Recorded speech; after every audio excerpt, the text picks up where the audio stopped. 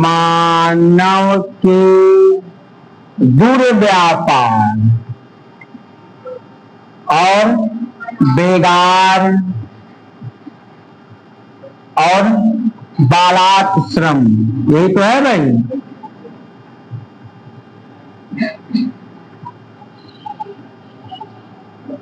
अब पूरा पढ़ दो। मानव के दुर्व्यापार, बेगार और बालात श्रम, और आगे बढ़ो, का प्रतिषेध।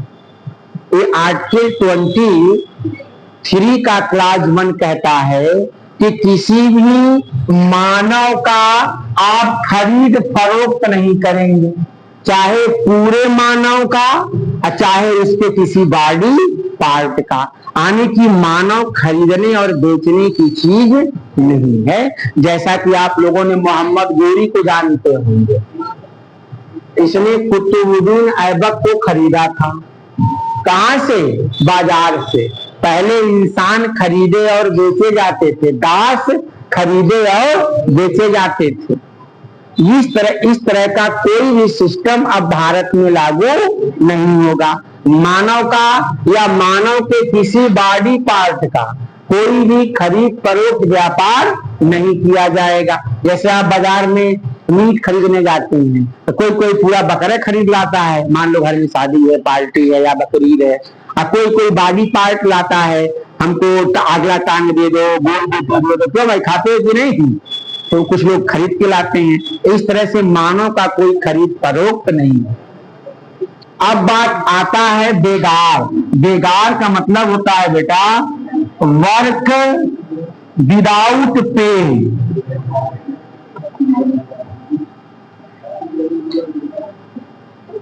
मतलब काम करा लो और पैसा मत दो। जैसे पहले जमींदारी प्रथा वगैरह चलती थी या राजा वगैरह रहते थे, तो ये लोग अपने यहाँ के लोगों से, किसानों से काम करवा लेते थे बेगार में, और इनको पैसा नहीं देते थे। तो भारत में किसी भी तरह का, जैसे मान लीजिए आज के डेट में लेबर की कीमत 500 रुपए है। 8 घंटा अगर लेबर काम करेगा तो 500 रुपया आपको देना होगा। अब लेबर से काम करा लीजिए, शाम में 100 रुपया दे दीजिए। यह बेगार की श्रेणी में आएगा। किसमें आएगा? बेगार की श्रेणी में।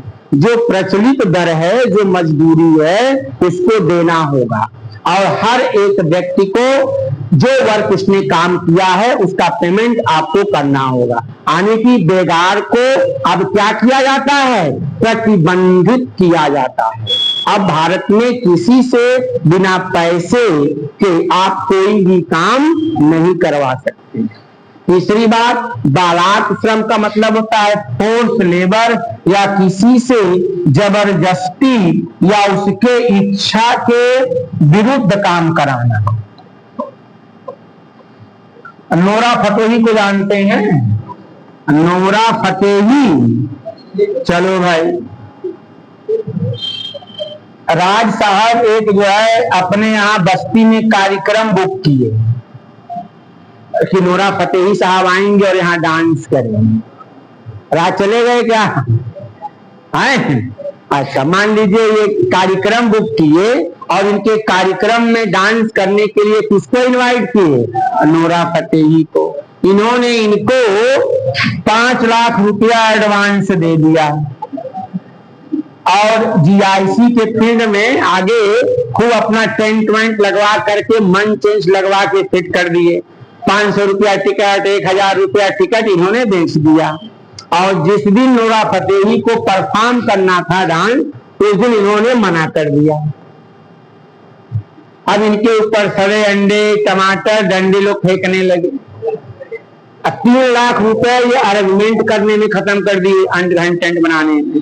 इस तरह से इनका 8 लाख रुपया खर्च हो गया। अब बताइए क्या नोरा फतेही को ये नचवा लेंगे? बोलो भाई, नहीं नचवा पाएंगे। जहां पर स्किल परफॉर्मेंस हो, नाचना हो, गाना हो, ढोल बजाना हो, नगाड़ा बजाना हो, पढ़ाना हो, लिखाना हो, जहां पे आपका स्किल परफॉर्मेंस हो, वहां पर करने के लिए आप किसी को बाध्य नहीं कर सकते। हाँ, जो इनका ये 8 लाख रुपया खत्म हुआ है, जो नोरा फतेही से ये कॉन्ट्रैक्ट या संविदा किए थे, ये ब्रीच ऑफ कॉन्ट्रैक्ट का मुकदमा करके 8 लाख की भरपाई करवा सकते हैं। तो जो साहब हमने 5 लाख एडवांस दिया है और 3 लाख या 4 लाख का जो नुकसान हुआ है, इसकी आप क्या करेंगे? भरपाई करेंगे। लेकिन किसी से नचवा नहीं सकते, उसका मन करेगा तभी नाचे। आई बात समझ में आया? इसे कहते हैं बालात श्रम, यानी किसी भी लेबर को आप जबरदस्ती काम नहीं करवा सकते, उसका मन है तभी वह करेगा, अन्यथा। क्लियर? अब इसका क्लास 2 देख लीजिए, 23 का क्लास 2 ये क्या कहता है? ये कहता है कि राज्य किसी सार्वजनिक प्रयोजन के लिए, किसी सार्वजनिक प्रयोजन के लिए अगर लोगों से काम करवा ले और पैसा ना दे तो ये बेगार या बालात श्रम में नहीं आएगा।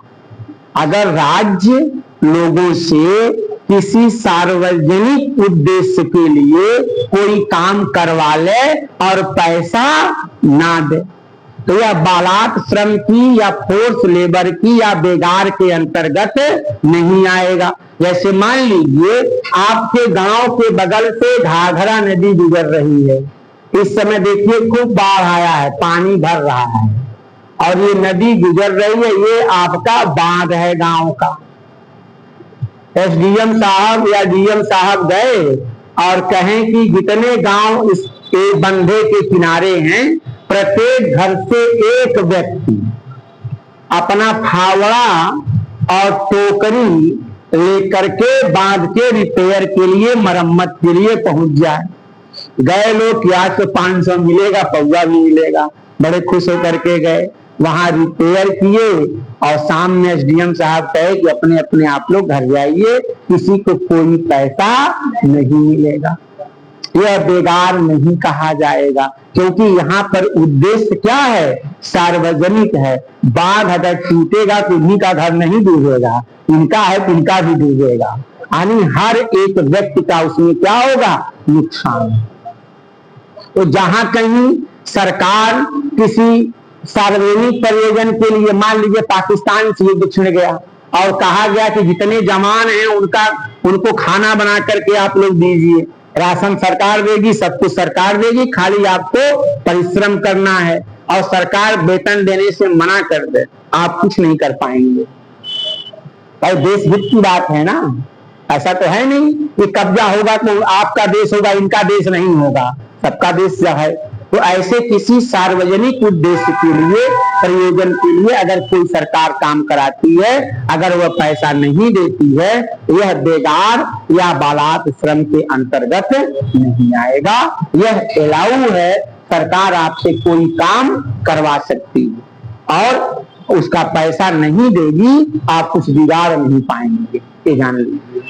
ठीक है भाई?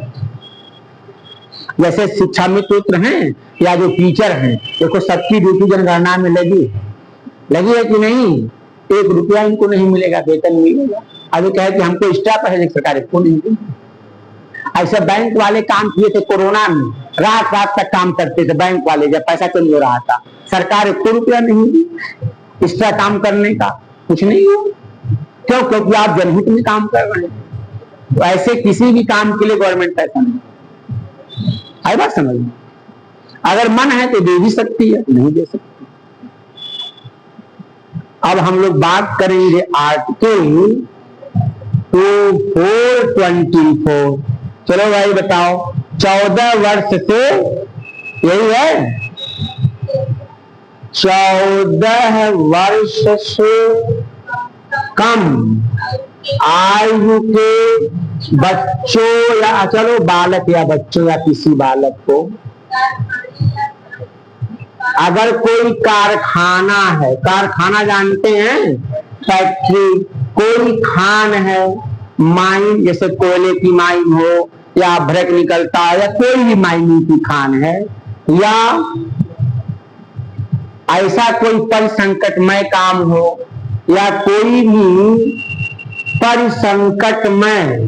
परिसंकटमय का मतलब जहां पर आपके जान माल का खतरा हो। परिसंकटमय का मतलब जहां पर आपके बॉडी के क्षति होने की पॉसिबिलिटी हो, ऐसे किसी भी जगह 14 वर्ष से कम के बच्चों को काम पर लगाया नहीं जाएगा।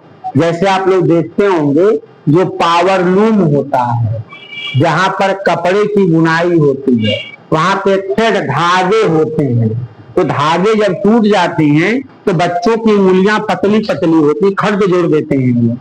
या जहां पटाखे उटाखे की फैक्ट्रियां होती हैं तो उसको लपेटने में करने में पतली पतली उंगलियां आसानी से काम कर लेते हैं। तो ऐसे किसी भी कारखाने में, ऐसे किसी फैक्ट्री में, ऐसे किसी माइन में जहां माइनिंग हो रही है, ऐसे किसी बिल्डिंग के ऊपर मान लो 4 मंजिला बिल्डिंग बन रही है, बच्चे को चढ़ा दिया अपने सामान लेकर के, कहीं गिर ना जाए, मर ना जाए, यानी कि ऐसे किसी परिसंकटमय में जहां उसका स्वास्थ्य, उसका हेल्थ या उसके शरीर के अंग भंग होने, टूटने या मरने का डर हो, ऐसे किसी भी काम पे आप लगाएंगे। अगर कोई व्यक्ति लगाता है तो उसको क्या होगा, according to law labour act के अंतर्गत जो चाइल्ड प्रोटेक्शन उसके तहत उसको क्या मिलेगी, सजा मिलेगी। हाँ, 14 से ऊपर का है तो देखिए जब आप रोडों पे जाते हैं तो जो आबा ढाबा है, देखिए बहुत सारे बच्चे काम करते हैं, नहीं करते हैं, तो उनकी उम्र कितनी होनी चाहिए, मोर देन 40। एक इसी में पीसीएस में पद आता है लेबर कमिश्नर का, पीसीएस में पद आता है लेबर कमिश्नर का, श्रम अधिकारी कमिश्नर आता है, श्रम कमिश्नर या श्रम अधिकारी का पद आता है। ये यही चेक करता है, इसका काम ही होता है किसी फैक्ट्री में, कारखाने में, दुकान पर या ऐसे किसी जगह पे कोई ऐसा बालक या बच्चा काम ना करे जो 14 साल से कम का हो, उसे किसी परिसंकटमय में काम नहीं कराएंगे। अच्छा ये बताइए, ये बच्चे घर पे काम करते हैं 10 साल, 12 साल के, 13 साल के, या किसान है वो अपने खेत में काम करवाता है, ये चाइल्ड लेबर में नहीं आएगा? नहीं आएगा भाई। कोई मजदूरी तो है, मैं घर का काम कर रहे हो,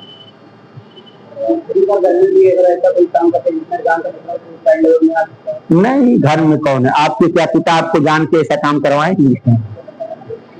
बताओ, कभी घर वाले आपको ऐसा कोई काम करने कहेंगे जहां आपका जान का खतरा हो? कभी नहीं कहेंगे। अब मजबूरी का नाम महात्मा गांधी। अब उसके लिए हम क्या करें, लेकिन इसके लिए सरकार ने व्यवस्था कर रखा है। जो बच्चे गरीब हैं उनके लिए देखिए बाल सुधार गृह है, एटीएस स्कूल हैं, आश्रम पद्धति, वहां बच्चों को भर्ती किया जाता है, पढ़ाया जाता है, ड्रेस, खाना सब कुछ दिया जाता है। सरकार की व्यवस्थाएं हैं, ये जरूर है कि उतना अच्छा परफॉर्म वो नहीं कर रहे हैं, पैसा आता है सरकार भेजती है, कर्मचारी खा जाते हैं, ये समस्या है। लेकिन सरकार अपने तरफ से कोशिश पूरी करती है, जितनी सरकार योजनाएं चलाती हैं अगर लोगों तक पहुंच जाए तो लोग बेनिफिशियरी की कमी या लोगों के जीवन में 100% सुधार होगा। जैसे ये योजना है, इसमें योजना में कितनी बार कहा जाता है, ग्रुप में मैसेज किया जाता है कि भैया आओ पढ़ो, लेकिन तब भी लोग नहीं आते हैं। बताओ ये गलत बात है कि नहीं भाई? ये 100% गलत बात है कि अब की बच्चे अपने करियर के प्रति अवेयर नहीं है। आपसे यहाँ पे 1 रुपया नहीं मांगता है, टाइम टू टाइम क्लास भी चल रही है, स्टार्ट हो गई है तो बंद नहीं होगी, टाइम टू टाइम पूरी क्लास चलेगी, पूरा कोर्स कवर होगा, आपको फ्री में पढ़ाया जा रहा है, ये पैसा सरकार पे कर रही है और आपके टैक्स के पैसे से ही ये पेमेंट हो रहा है। ये ना जानिए कि ये फ्री है, आप सीधे नहीं तो टेढ़े पैसा दे रहे हैं, पेट्रोल की भराने के रूप में, सामान खरीदने के रूप में, कहीं ना कहीं आप दे जरूर रहे हो। आई बात समझिए, तो कोई चीज फ्री नहीं है, बस आपको दिख नहीं रहा है। समझ में आया? आपको दिख नहीं रहा है, इसलिए योजना का पूरा लाभ लीजिए और अपने जितने भी दोस्त यार हैं सबसे कहिए बुला के ले आइए, आई बात समझ में? पढ़िए और एक माहौल क्रिएट करिए, डिस्कशन करिए, पूछिए, समझिए, जिससे आप लोगों का करियर क्या हो, बिल्ड हो, आप लोग अच्छी जगह कहीं गवर्नमेंट जॉब में आईएएस, पीसीएस या एलाइड पीसीएस, लोअर पीसीएस जितनी भी एग्जाम है कहीं ना कहीं क्रैक जरूर कर लेंगे, सफल 100% होंगे। इसलिए पढ़िए और लोगों को बताइए भी और लोगों को लेकर के आइए कि भाई फ्री का है, सरकार आपके लिए खोल रखी है, चलिए और पढ़िए। टीचर भी अच्छे हैं, जो भी हैं, जो आएंगे भी, भर्ती होंगे और सभी क्वालिफाइड टीचर हैं। ऐसा नहीं है कि सब ऐसे ही भर्ती कर लिए जाते हैं। तो आप लोग जरूर पढ़िए, जरूर इस योजना के बारे में लोगों को बताइए। चलिए आगे देखिए, ये 24 कोई दिक्कत समझने में? समझ में आ गया? चलो भाई आगे देखो।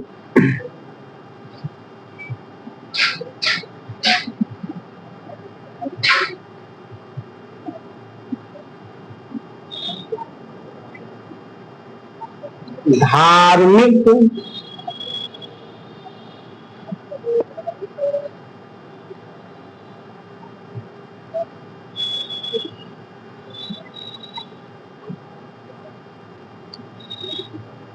कहीं जाओगे तो नहीं, 5 मिनट ब्रेक दे तुम लोगों को? दे दें? थक गए हो? भागना नहीं लेकिन धार्मिक स्वतंत्रता का अधिकार। अच्छा 5 मिनट इस पे बंद कर दो, 5 मिनट देते हैं आप लोग, कहीं जाना नहीं, हम यहीं खड़े हैं। जिसको पानी वानी पीला पी लो। देखो इसमें सबसे पहले आर्टिकल 25 का क्लास हम लोग 1 देखेंगे। चलिए बताइए भाई, 25 का क्लास 1 अंतःकरण, यही तो लिखा है। अंतःकरण आगे और धर्म के आबाद रूप से मानने और आचरण करने और प्रचार करने की क्या होगी? स्वतंत्रता होगी।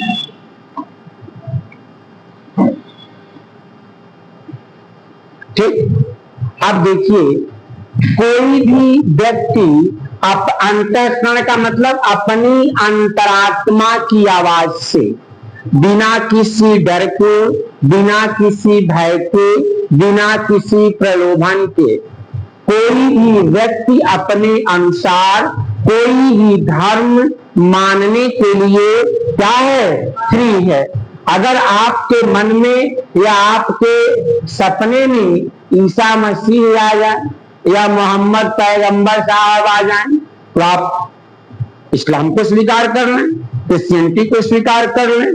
कहीं मान लो क्या नाम से सिख धर्म के प्रवर्तक गुरु नानक देव आ जाए, सिख धर्म को स्वीकार कर लें। तो कोई भी व्यक्ति अपने अंतरात्मा की आवाज से, अपने सोल आत्मा की आवाज से, बिना किसी डर, बिना किसी भय, बिना किसी प्रलोभन के, बिना किसी दबाव के कोई भी धर्म मानने के लिए क्या है? फ्री है। यानी कि धर्म एक आदमी का अपना निजी मसला है, निजी वो है, किसी भी धर्म को मानने के लिए वो फ्री है। ये संविधान आपको अधिकार देता है उस धर्म का आबाद रूप से मानने। अब जैसे धर्म में कुछ लोग, हम लोगों के यहाँ कुछ शंकर जी का पूजा करते हैं, कुछ हनुमान जी का पूजा करते हैं, क्यों भाई? इस्लाम में 5 वक्त की नमाज पढ़ी जाती है, ईसाई धर्म में लोग अपना चर्च जाते हैं, उसके बाद आपके जो सिख हैं वो लंगर खिलाते हैं, गुरुद्वारे अपने जाते हैं। लखनऊ में बहुत लंगर चलता है, पंजाब में बहुत चलता है। जो सिख का जो वहां अमृतसर का स्वर्ण मंदिर है, वहां लंगर बंद ही नहीं होता है, लोग खाते रहते हैं। तो यानी कि आप अपने धर्म को आबाद रूप से, बिना किसी रुकावट के आप उसको मान सकते हैं। अच्छा अच्छा, ठीक है। किसको किसको बुला? इनको? अच्छा, तो आप किसी धर्म को मान सकते हैं, उसको चलो भाई चलो, बिना किसी रुकावट के, बिना किसी रोक टोक के। लेकिन कभी कभी देखिए लोग सड़क पे धार्मिक कार्यों का आयोजन कर देते हैं। जैसे हिंदू में भी है, कभी दुर्गा जी की मूर्ति बैठा दिया, कभी काली माई का बैठा दिया। इस्लाम में लोग जैसे कभी रोड पे नमाज पढ़ना शुरू कर दिए, तो सरकार इस पर क्या कर देती है, प्रतिबंध कर देती है, बैन कर सकती है। लोक व्यवस्था को देखते हुए इसको रोका जा सकता है। इसके बाद उस धर्म का आचरण करने और प्रचार करने। आचरण करने का मतलब जैसे बहुत सारे लोग देखो मंदिर जाते हैं, टीका उका लगा देते हैं, कुछ लोग चुटिया उटिया पहन लेते हैं, कुछ लोग भगवा धारी कर लेते हैं। ऐसे बौद्ध वाले जो लामा होते हैं वो गेरुआ टाइप का वस्त्र पहन लेते हैं, बाल बाल घुटा लेते हैं। तो आप अपने हिसाब से उस धर्म का आचरण करने के लिए, जैसे कुछ लोग देखो ये जो महानंद लोग हैं, शंकराचार्य वाले हैं, ये अपना रथ वत लिए और दंडल कमंडल लिए टहला करते हैं। ये लोग अपने धर्म को क्या करने के लिए, आचरण करने के लिए क्या है, फ्री हैं, आप ऐसा कर सकते हैं। तीसरा, अपने धर्म का प्रचार करने। आप अपने धर्म का पूरी तरीके से प्रचार प्रसार कर सकते हैं, लेकिन किसी दूसरे धर्म की बुराई नहीं करेंगे। आप अपने धर्म की अच्छाइयों को बता सकते हैं, प्रचार प्रसार कर सकते हैं, इसकी आपको पूरी आजादी। अब इसमें ABCD करके होगा, है? बताओ, ए वाला बताओ। लोक व्यवस्था, सदाचार, स्वास्थ्य तथा इस भाग के अन्य उपबंधों के अधीन रहते हुए सभी व्यक्तियों को अंतःकरण की क्या होगी, स्वतंत्रता होगी। ठीक, अब समझिए, लोक व्यवस्था, सदाचार, स्वास्थ्य। अब जैसे अगर किसी व्यक्ति को अपने धर्म का प्रचार प्रसार करना है, तो आप लोग देखते होंगे जब खास करके रामायण वगैरह किसी घर में बैठता है, तो अपने तो कम सुनते हैं, मोहल्ले वालों को ज्यादा सुनाते हैं। 4 भोपा लगा देते हैं, एक नॉर्थ, एक साउथ, एक ईस्ट और एक वेस्ट। ठीक, और उसके बाद हरे रामा जो कह रहा है, आधा मुंह में आधा बाहर, तो वो करते हैं। तो कहने का मतलब ये है, अब कोई मान लो डायबिटिक पेशेंट है, हार्ट का पेशेंट है, अब वहां डीजे बज रहा है और उसकी जो वो होता है डेसिबल होता है, वो 100 से ज्यादा होता है ऑर्केस्ट्रा वगैरह का। अब उसका हार्ट फेल हो जाए बेचारे का, आप धर्म का प्रचार मजा ले रहे हैं। तो ऐसे किसी भी चीज को प्रतिबंधित किया जा सकता है। कंडीशन इज अप्लाई कि लोक व्यवस्था, पब्लिक ऑर्डर। अब रोड ही पे कार्यक्रम करना शुरू करना, रोड जाम हो जाएगा, तो ऐसा आपको परमिशन नहीं दिया जाएगा। लोक व्यवस्था, सदाचार। अब क्या होता है, देखो एक बहराइच में घटना घटी थी, कुछ लोग जा रहे थे कुछ मूर्ति वूर्ति करके, एक किसी मुस्लिम बच्चे का या किसी का घर था, उसके घर को जा करके लोग तोड़ने लगे और गाली बकने लगे। तो ऐसा काम नहीं करना है कि कोई किसी दूसरे धर्म का है तो आप उसको जो है मारना पीटना शुरू कर दें, गाली देना शुरू कर दें, ऐसा काम नहीं करना। सदाचार, शिष्टाचार का पालन करते हुए, दूसरे धर्म का आदर करते हुए आप अपने कर्म कांड कीजिए। आप अपने लिए फ्री रहिए, करिए, इसके लिए कोई प्रतिबंध नहीं है। लेकिन अब ये नहीं कि अपना धर्म को ऊंचा करने के लिए दूसरे को क्या करिए, ऊंचा दिखाइए या कुछ ऐसा बवाल करिए, कम्युनल राइट करिए, ये अलाउ नहीं है।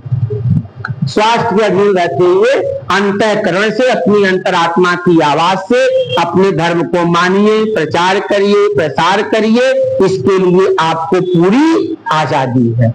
इसका बी वाला पार्ट बताओ।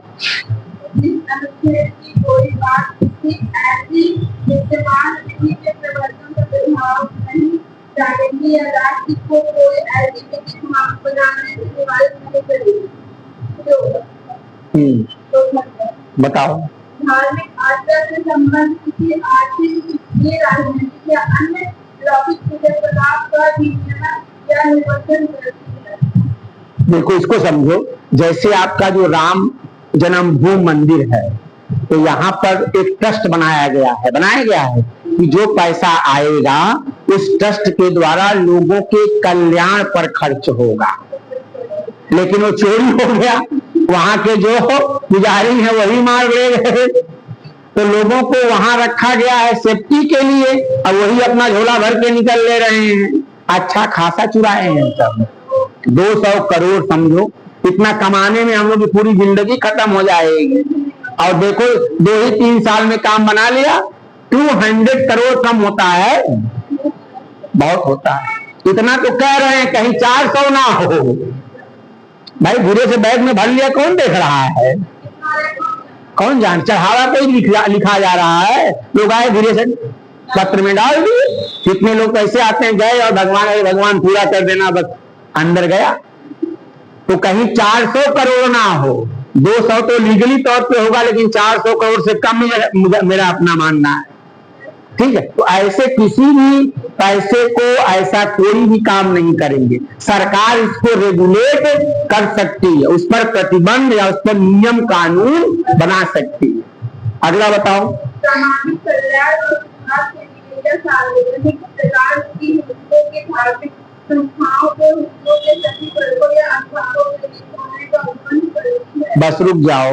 अगर कोई मंदिर है या कोई ऐसी संस्था है, तो हिंदू के जितने भी अनुभाग हैं, SC, ST, OBC, Jain, Sikh, बौद्ध, ये सभी हिंदू के पार्ट हैं।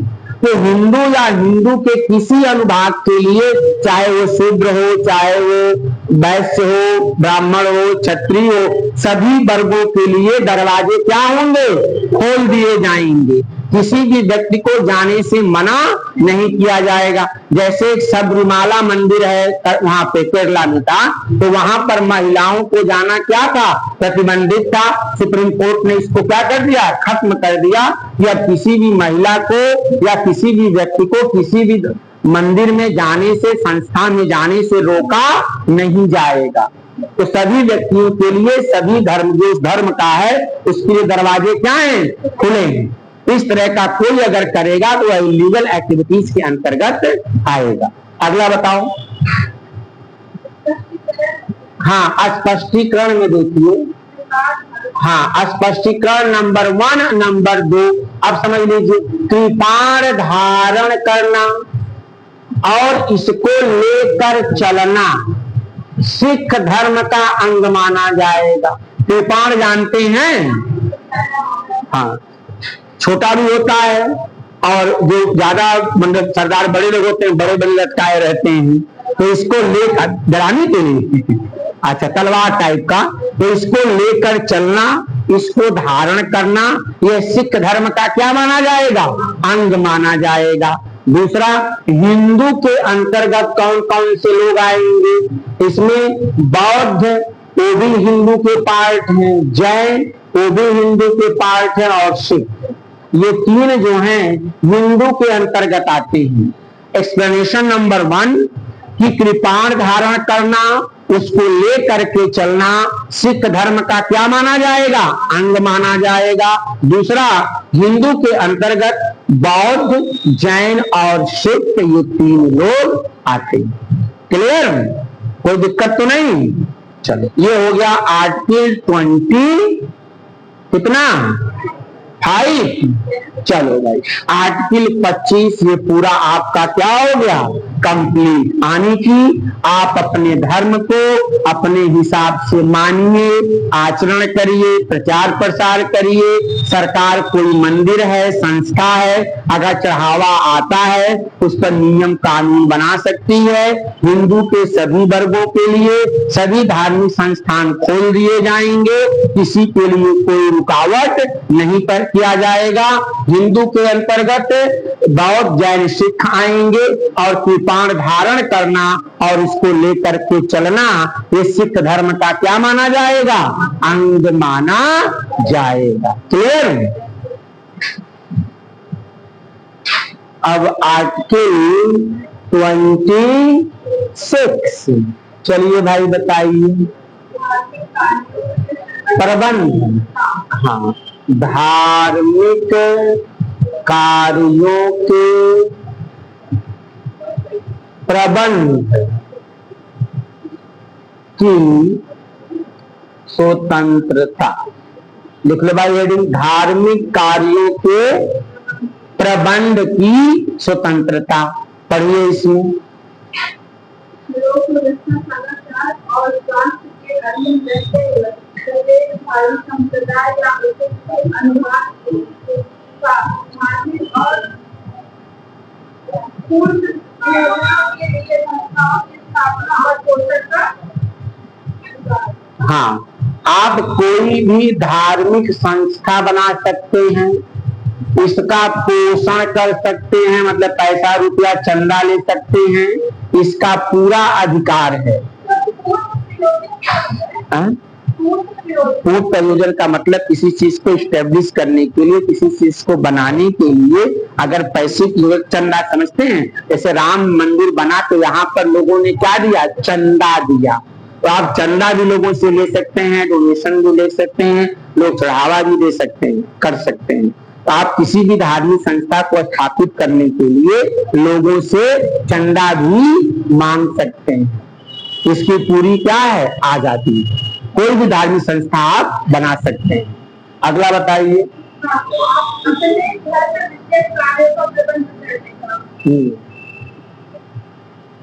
प्रबंध करने का, उसमें ABCD भी लिखा होगा। हाँ बोलो। हाँ, खाता अपने धार्मिक कार्यों को प्रबंध करने का। हाँ, धार्मिक विषयक कार्यों को प्रबंध करने का। तो आप कोई भी धर्म का काम कर रहे हैं, उसका मैनेजमेंट करने का आपको पूरा क्या है, अधिकार है। जैसे देखिए कभी कभी रैलियां निकलती हैं, झांकियां निकलती हैं, तो उसको परमिशन लीजिए, झांकी ले जाइए, मनाइए, मेला का आयोजन करिए, ये सब आप काम कर सकते हैं। कोई भंडारा करिए, कोई लंगर खिलवाइए, इस तरह का कोई भी धार्मिक कार्य कर सकते हैं। कभी कभी देखिए जो स्वर्ण मंदिर है, एक दिल्ली में जो द्वारा वाले जो हैं, उन्होंने एक वो खोला है पैथोलॉजी, जहां पे MRI वगैरह 2-2 हजार में होती है, सीटी स्कैन 1-1 हजार 500 में होता है, अल्ट्रासाउंड 200 रुपए में होता है। ये लोग कैसा करते हैं। तो आप भी कोई धर्म या ट्रस्ट या संस्था खोल सकते हैं। आई बात समझ में, चंदा ले सकते हैं, डोनेशन आप ले सकते हैं। अगला बताइए। हाँ, जगम और अस्थावर। जगम का मतलब क्या होता है, मूवेबल, जो एक जगह से दूसरे जगह जा।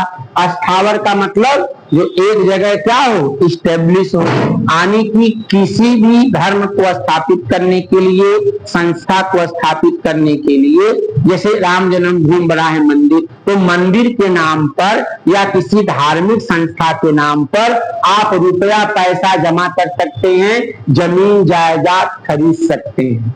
जैसे गोरखपुर का मंदिर है, तो देखिए गोरखपुर का मंदिर कितना बड़ा है, कितना बड़ा कैंपस है, तो वह मंदिर के नाम की या मंदिर की संपत्ति है। आई बात समझ में। तो कोई भी मंदिर या कोई भी धार्मिक संस्था अपने नाम से पैसा भी जमा कर सकता है, अपने नाम से प्रॉपर्टी भी खरीद सकता है, अपने नाम से कोई हॉस्पिटल या स्कूल भी खोल सकता है। इसकी पूरी आजादी है। आई बात समझ में। अगला। हाँ, ऐसे संपत्ति का विधि के अनुसार आप प्रयोग कर सकते हैं, यूज कर सकते हैं। जैसे जो ट्रस्ट राम मंदिर का पैसा आएगा, ये कहाँ खर्च होगा, लोगों के कल्याण के लिए खर्च किया जाएगा, ना कि पुजारी के जमीन के लिए जिन्होंने किया है। जितना चढ़ावा आएगा, इससे लोगों के कल्याण के लिए योजनाएं या उनके लिए ये खर्च किए जाएंगे। अब मंदिरों के पास बहुत पैसा है, जैसे शिव जी का मंदिर है, उसके बाद बालाजी का मंदिर है साउथ में, इनके पास अरबों खरबों की संपत्तियां हैं। और सोना तो भर भर के चढ़ाते हैं लोग, बहुत चढ़ावा आता है मंदिरों में। जानते हो, जिंदगी में अगर कुछ ना कभी कोई कर पाए, एक काम वो कर ले। अगर तुम्हारे पास कहीं जमीन है, एक आध बीघे या 2-4-5 स्क्वायर फुट जहां थोड़ी सी स्पेस है, वहां पे एक मंदिर बना लो। आप खुद पुजारी बन जाओ। आप महीने में 1-2 भंडारा करवा दो, खाने पीने का चंदा लगा के। धीरे धीरे धीरे धीरे धीरे 4-6 दुकानें खोल दो अपनी। प्रसाद बिकेगा, यहाँ ये बिकेगा, यहाँ मिठाई बिकेगा, एक कमरा है, यहाँ शादी वादी लोग आएंगे। आपका इनकम शुरू। इनकमिंग है, आउट गोइंग कुछ नहीं है। बस समझ लो कि जैसे टैक्स वैसा फ्री है, आराम से खोल लो, पुजारी महंत बन जाओ, जिंदगी भर खाने बिना नहीं मरोगे। लखनऊ में एक बालाजी का मंदिर है, वहां जो पुजारी है पहले टेम्पू चलाता था, एक मंदिर छोटा सा बनाया और वहीं बैठ गया, और धीरे धीरे धीरे धीरे वो मंदिर इतना बड़ा हो गया कि महीने में कम से कम 4-5 लाख चढ़ावा आता है। 1-2 लाख नहीं, कम से कम 4-5 लाख डब्बा पैसा भर जाता है। और उससे उसने बिल्डिंग खरीदी, कम से कम लखनऊ में 4-5 बड़े बड़े करोड़ों के मकान खरीद डाले। आप क्या हम तो सोचे बुढ़ापा में करेंगे। एक हमारा खेत है गांव पे, हाईवे के किनारे पास में, वही है 2-3 बीघा है, वही मंदिर बनवाएंगे बुढ़ापा में मठाधीशी के। नहीं ठीक रहेगा, हम लोग पढ़े लिखे लोग रहेंगे तो दिमाग ज्यादा लगाएंगे। हाँ, सब कुछ कोई दिक्कत नहीं है भाई। बुढ़ापा में क्या किया जाएगा, 10 साल में ही आय दुगनी हो जाएगी। चलो आगे देखिए, नेक्स्ट ये कंप्लीट हो गया।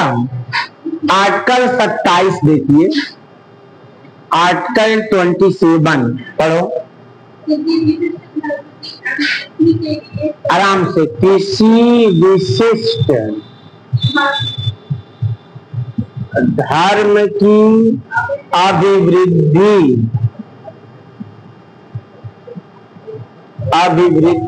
के लिए करो, कर का मतलब होता है बेटा टैक्सेस, हाँ, के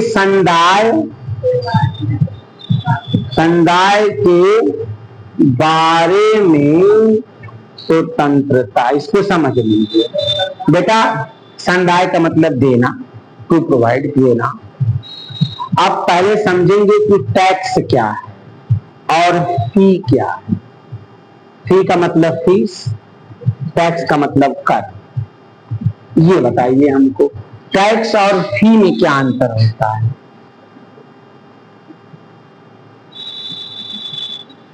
बताओ, टैक्स और फी में क्या डिफरेंस होता है? अरे मेरे भाई, फी के बदले आपको सेवा मिलती है। जैसे डॉक्टर के पास जाती हैं तो आपको देखता है तो क्या देता है वो? सेवा तो देता है। स्कूल में पढ़ते हैं, कोचिंग में पढ़ते हैं तो आप सर्विस तो ले रहे हैं। आप क्या देते हैं वहां पे? फीस। यानी कि फीस किसी सेवा के बदले दिया जाता है। और टैक्स यह आपकी एक लायबिलिटीज है। जैसे आपकी इनकम अगर 12 लाख या 15 लाख से ज्यादा है तो आपको क्या करना पड़ेगा? टैक्स देना पड़ेगा। क्या देना पड़ेगा? टैक्स 10%, 15%, 20%, 30%। वो स्लैब है सरकार का। एज लिमिट भी है, इतना छूट है, 80 साल के लिए इतना छूट है, तो आपको टैक्स, यह एक आपकी लायबिलिटी। इसके बदले आपको कुछ नहीं मिलेगा। क्या मिलेगा? कुछ नहीं मिलेगा इसके बदले। तो किसी भी धर्म को आगे बढ़ाने के लिए, किसी धर्म को प्रमोट करने के लिए आपसे कोई टैक्स नहीं लिया जाएगा। आई बात समझ में? किसी भी धर्म को प्रमोट करने के लिए आपसे कोई टैक्स नहीं लिया जाएगा, ठीक, लेकिन फीस ली जाएगी। जैसे वैष्णो देवी आप लोग गए हैं, वैष्णो देवी कौन गया है इसमें से? गए हैं। तो वहां पे देखिए टिकट कटता है, लिए होंगे, टोकन बनवाए होंगे। बनवाए थे? कितने का बना था? अच्छा, कुछ लगा होगा 10-20 रुपए। चलो मान लो कुछ भी, मान लो इस समय 100 रुपए होगा, हम इमेजिन कर लेते हैं कि 100 रुपए होगा। 5 लोग आप घर के गए, 500 का टोकन या रसीद या टोकन आपको मिल गया। अच्छा, ये यहाँ अलाउ है क्योंकि इसके बदले आपको रास्ते में पानी पीने की सुविधा, बैठने की सुविधा, साफ सफाई की सुविधा दी जाती है। तो आने की किसी भी धार्मिक स्थल पर अगर कहीं कोई इस तरह का टोकन कटता है तो वह उसके बदले वहां जो लोग दर्शन करने जाते हैं, जो यात्री ठहरते हैं, साफ सफाई की व्यवस्था करना, पानी की व्यवस्था करना, फैन की व्यवस्था करना या जो गैर बसेरा टाइप का बनवा देना, इसके लिए लिया जाता है। तो यहाँ आप सेवा के बदले आप दे सकते हैं, ये अलाउ है, लेकिन किसी से टैक्स आप नहीं ले सकते कि नहीं इस धर्म को आगे बढ़ाना है आप इतना टैक्स दीजिए। राम मंदिर बना तो कोई टैक्स लगा किसी के ऊपर? बहुत लोगों ने दान दिया, करोड़ों करोड़ों में दान दिया, स्वैच्छिक है, आप मर्जी हो तो दे सकते हैं, दे दीजिए, ना मर्जी हो मत दीजिए, मर्जी हो तो दीजिए, ना मर्जी हो तो मत दीजिए। क्लियर? आगे पढ़ो, यही तो है और तो कुछ है नहीं इसमें। तो हाँ, आर्टिकल 28 पढ़ना चाहिए। अरे कुछ नहीं पढ़ना है, बस खाली तुम लोग देखो। स्कूल देखो कितने तरह के होते हैं। एक होता है GIC या GGIC, आपके इसी रोड पर आगे है? यहाँ के जितने कर्मचारी बाबू चपरासी से लेके जितने बिल्डिंग का खर्चा, पूरे स्कूल का जितना खर्चा इंटरनेट मेंटेनेंस का आएगा, ये पूरा सरकार देती है। कौन देती है? सरकार। सब पैसा सरकार का खर्च हो, पूरा टोटल खर्चा। उसके बाद एक होता है एडेड कॉलेज, जिसको अर्ध सरकारी भी लोग कहते हैं, जैसे आपका यही है अर्ध सरकारी। ये इंटर कॉलेज भी होते हैं, डिग्री कॉलेज भी होते हैं। इसमें जो केवल जो कर्मचारी हैं, इनके वेतन, टीचर और कर्मचारियों के खाली वेतन सरकार देती है, बाकी यहाँ का व्यवस्था करना, यहाँ का जिसका स्कूल होगा प्रबंधक वो करेंगे। ठीक, यहाँ सरकार खाली जितने अप्रूव्ड कर्मचारी होंगे खाली उनकी सैलरी देती है। एक होता है निजी विद्यालय, निजी स्कूल, जितने आपके कॉन्वेंट स्कूल हैं, चिंटू पिंटू सिंटू जितने खुले हैं, ये सब निजी विद्यालय हैं।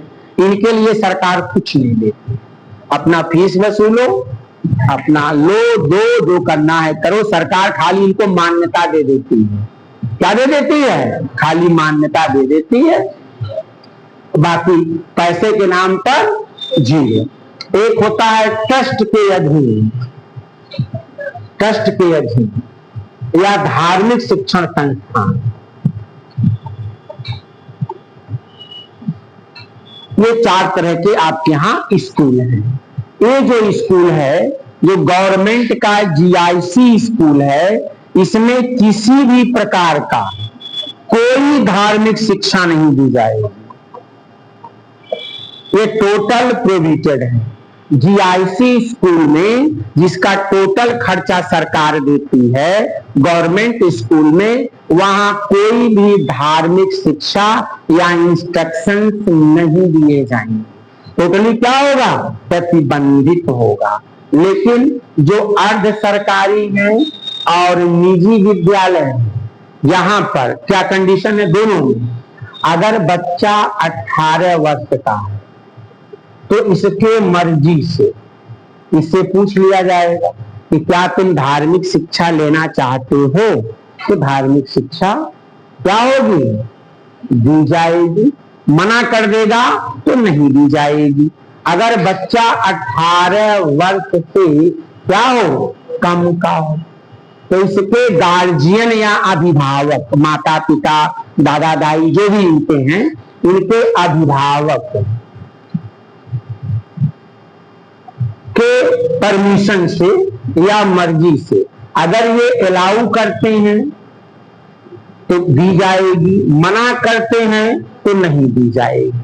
आई बात समझ में? तो जो निजी विद्यालय हैं या एडेड कॉलेज हैं, इन शिक्षण संस्थाओं में धार्मिक शिक्षा अगर बच्चा 18 साल से बड़ा है तो उससे पूछकर, अगर मर्जी है तो लेगा, नहीं मर्जी है तो नहीं।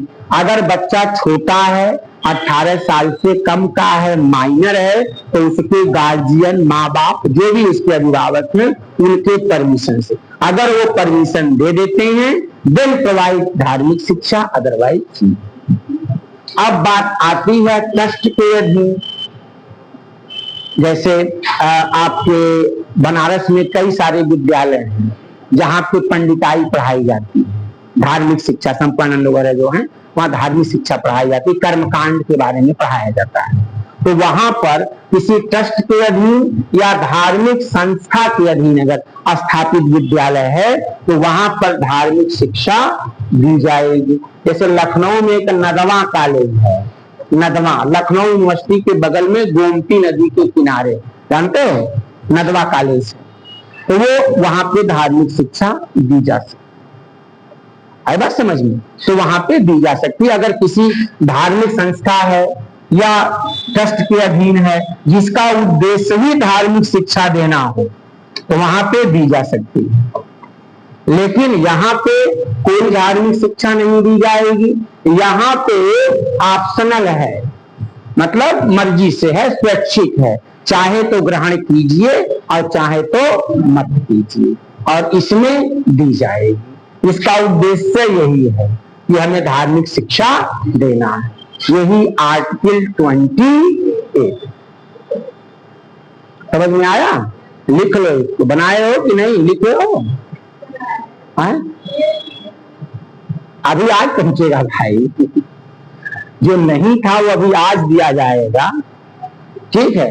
इसमें कोई दिक्कत तो नहीं किसी को, समझ गए ना? स्कूल कितने तरह के? 4। GGIC सरकारी में कोई धार्मिक शिक्षा नहीं, प्राइवेट में या एडेड कॉलेज में मर्जी से ऐच्छिक है, मर्जी हो लो, मर्जी हो मत लो, माइनर है तो माँ बाप के कहने से, बड़ा है उसकी मर्जी से। अगर कोई विद्यालय ट्रस्ट के अधीन है तो ट्रस्ट के अधीन है, वहां दी जाएगी, उसका उद्देश्य धार्मिक शिक्षा देना है। क्लियर? चलिए, तो 28 तक हम लोगों ने क्लियर कर लिया। अब बात करेंगे हम लोग आर्टिकल 29 और 30। ये क्या कहता है? शिक्षा, सांस्कृतिक एवं संस्कृति एवं शिक्षा संबंधी अधिकार। अभी कल हम लोग कुछ केसेस हैं, जैसे सज्जन सिंह का केस, गोलकनाथ का केस, शंकरी प्रसाद का case, Keshavananda Bharati case, Maneka Gandhi case और LIC केस, ये 5-6 केसेस हैं। इनको हम लोग कल डिस्कस कर लेंगे। और आर्टिकल 32 या जो इसमें से बच जाएगा ये, इसका डिस्कशन हम लोग कब कर लेंगे? कल। आई बात समझ में? तो जब तक टाइम है तब तक इसमें देख लेते हैं, एक आधा आर्टिकल हो जाएगा, शायद 29 कंप्लीट हो जाएगा, तो 30 बचेगा। 30 के बाद 31 नहीं पढ़ाना है, राइट टू प्रॉपर्टी हो खत्म हो गया है, फिर 32 पढ़ाना है, ठीक है? आगे फिर 36 से स्टार्ट होगा, 33, 34, 35 कोई जरूरी नहीं है, कहोगे तो थोड़ा सा समझा देंगे, वो आता नहीं है बता देंगे, पढ़ा देंगे, समझा देंगे, कोई एग्जाम में आता नहीं है, लेकिन अगर आपको इंटरेस्ट, हाँ नॉलेज के लिए बता देंगे, ठीक है भाई?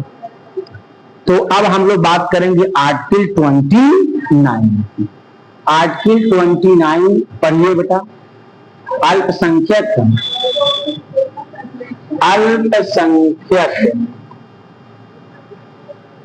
वर्गों के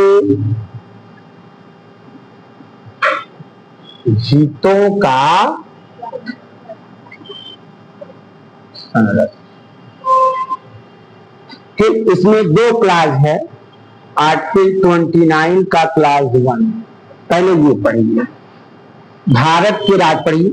भारत के राज्य या किसी भारत के निवासी नागरिकों से किसी अधिकारी को एक मिनट, जिसकी अपनी विशेष भाषा हो, 1 मिनट, उसकी अपनी एक भाषा होनी चाहिए, एक लिपि होनी चाहिए, और या एवं उसकी अपनी कोई संस्कृति है, इसको बनाए रखने या इसको संरक्षित रखने का अधिकार होगा।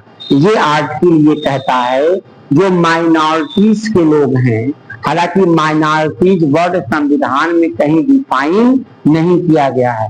द वर्ड अल्पसंख्यक या माइनॉरिटी आपके संविधान में कहीं डिफाइन नहीं किया गया, केवल धार्मिक आधार पर, ठीक है, और भाषा के आधार पर, the basis of language and region के आधार पर, अभी 30 पढ़ाएंगे, उसमें अल्पसंख्यक माना गया है। ठीक है, नॉर्मली अल्पसंख्यक का मतलब जिनकी संख्या कम हो, जिनकी अपनी एक विशेष धर्म हो, एक विशेष भाषा हो, वही हम क्या मानते हैं, अल्पसंख्यक नॉर्मली। लेकिन our constitution never defined what is the minorities.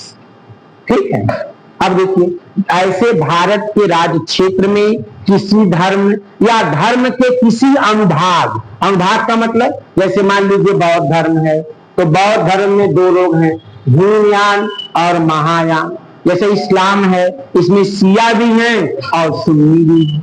तो चाहे कोई धर्म हो या उसका कोई सेक्शन हो, अनुभाग हो, अगर उन लोगों का किसी भी व्यक्ति का भारत के राज्य क्षेत्र के भीतर उनकी अपनी एक भाषा है, अपना एक लिपि, लिपि का मतलब जिसमें लिखते हैं, या उसकी अपना एक कल्चर है, संस्कृति है।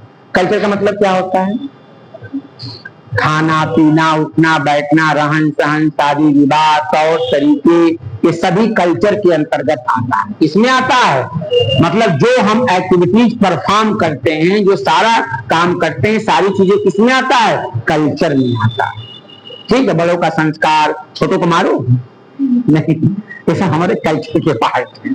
ठीक है, तो जिनका अपना भाषा हो, लिपि हो और संस्कृति हो, उसको वह क्या कर सकते हैं, संरक्षित रखने का, उसको प्रिजर्व करने का, उसको रखने का उनका क्या है, अधिकार होगा। इन अधिकारों से किसी को वंचित नहीं किया जाएगा। क्लियर, इसी में इसका सेक्शन 2, आर्टिकल 29 का सेक्शन 2 है। सेक्शन 2 क्या कहता है, सेक्शन 2 कहता है कि राज्य, स्टेट, ऐसे संस्थान जो मान लो अल्पसंख्यक वर्गों का है, इनके आगे बढ़ने के लिए, पढ़ो जरा, एक मिनट पढ़ोगे। राज्य द्वारा पोषित या राज्य में सहायता पाने वाले शिक्षा संस्था में प्रवेश में किसी भी नागरिक को केवल धर्म, मूल, जाति, भाषा या किसी के आधार पर वंचित नहीं किया जाएगा। अब देखो, अगर राज्य सरकार के द्वारा, यानी मतलब सरकारी स्कूल है, चाहे वह एडेड कॉलेज हो चाहे प्रिया कॉलेज, मतलब जीआईसी हो, अगर वो सरकार उस स्कूल में पैसा दे रही है, तो किसी भी व्यक्ति को, चाहे उसकी अपनी धर्म हो, भाषा हो, मूल वंश हो, अल्पसंख्यक हो, कोई भी हो, किसी भी स्कूल में पढ़ने से मना नहीं करेगा। यानी कि जितने भी गवर्नमेंट स्कूल हैं, इन स्कूलों में किसी भी धर्म का कोई भी बच्चा क्या कर सकता है, पढ़ सकता है। उसके साथ कोई डिस्क्रिमिनेशन नहीं किया जाएगा, उसको प्रवेश से वंचित नहीं किया जाएगा।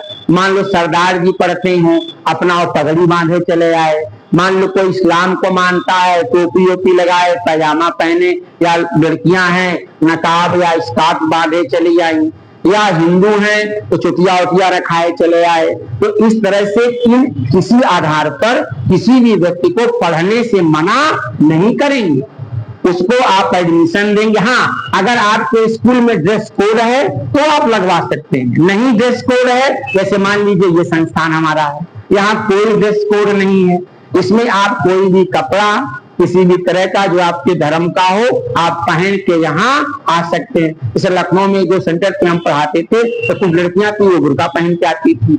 आप इस आधार पर उनको अलग नहीं कर सकते हैं कि नहीं तुम जाओ, तुमको नहीं पढ़ने देंगे, नहीं, इट इज नॉट अलाउड। आई बात समझ में? तो किसी भी व्यक्ति को इनमें से किसी भी आधार पर आप पढ़ने से या शिक्षा देने से वंचित नहीं कर सकते। क्लियर? तो आर्टिकल क्या हो गया, 29 भी हो गया। चलो ठीक है, 29 तक रखेंगे।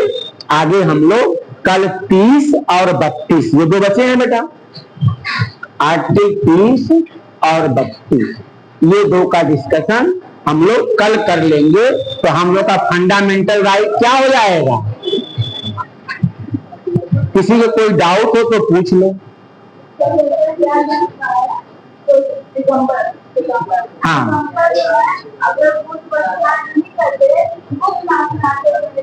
नहीं ऐसा तो इस समय कोई नहीं है, ऐसा कुछ नहीं है। वो अपने जो उनके बाबा वाबा होते हैं, जो धर्म के अनुयायी होते हैं, वो ऐसे नंगे पुंगे होते हैं। जो आम लोग होते हैं सभी कपड़े पहनते हैं।